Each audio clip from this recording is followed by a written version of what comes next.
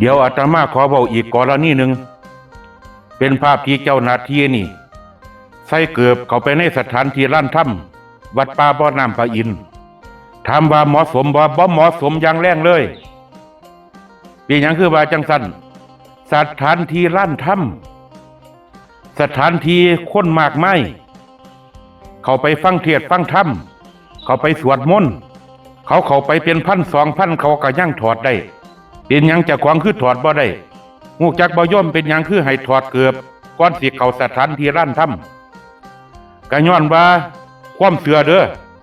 มีเทวดาปกป้องรักษาอยู่หั่นเทวดาบางตนก็มาขออนุโมทนานำเวลาฟังเทศน์หรือว่าสวดมนต์ก็สิเฮ็ดให้ร่างกายของเทวดานี่มีแรงบุญหลายย้อนไปถึงสมัยสงครามช่วงนั้นประเทศอังกฤษนี่ไปยึดประเทศพม่าทหารญี่ปุ่นสิเข้าไปสงครามแต่ว่ามีมีทหารญี่ปุ่นจำนวนหนึ่งสิขึ้นไปเทิงเจดีย์ชเวดากองแต่ว่าชาวบ้านบ่ยอมเพราะว่าทหารญี่ปุ่นนี่บ่ถอดรองเท้า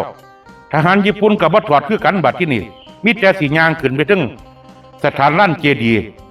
บาดที่นี่ชาวบ้านเฮ็ดวิธีใดฮู้จักบ่พากันมาเบีบลงจนว่าเต็มสถานลั่นเจดีย์ให้ทหารญี่ปุ่นเหยียบเข้าไปเบิ่งดูความศรัทธาเรื่องนี้หลวงปู่ฤาษีลิ่งดำก็เคยเว้าเป็นหยังเฮาคือต้องถอดรองเท้าหลวงปู่ฤาษีลิ่งดำเพิ่นเว้าไว้ว่าสมัยพุทธกาลพระเจ้าพิมพิสารนี่เพิ่นสิเสด็จเจดีย์ลั่นเจดีย์เพิ่นบ่ถอดถอดรองเท้าเพิ่นย่างไปเลยดุมๆไปเลยกรรมตัวนี้ละเฮ็ดให้พระเจ้าพิมพิสารนี่ถูกเจ้าชายอาชาศัตรูนี่เอามีดจีดตีนจีดฝาตีนแม่โยมจนว่าเฮ็ดให้พระเจ้าพิมพิสารนี่ย่างบ่ได้อีกเรื่องหนึ่งเป็นหยังใส่บาตรคือถอดรองเท้า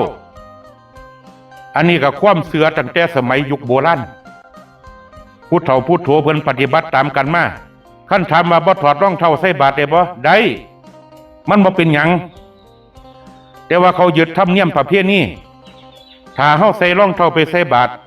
ในขณะที่พระนี่ย่างกินเปิ้มนี่ย่างบิณฑบาตบ่ใส่รองเท้านี่เขาถือว่าเฮาอยู่สูงกว่าเพิ่นก็เลยถอดแต่ว่าคันใส่บาตรถ้าสถานที่บ่อนนั่นมีเศษแก้วเศษอีหยังมันสิเฮ็ดให้ปักกินได้หรือว่าพื้นสกปรก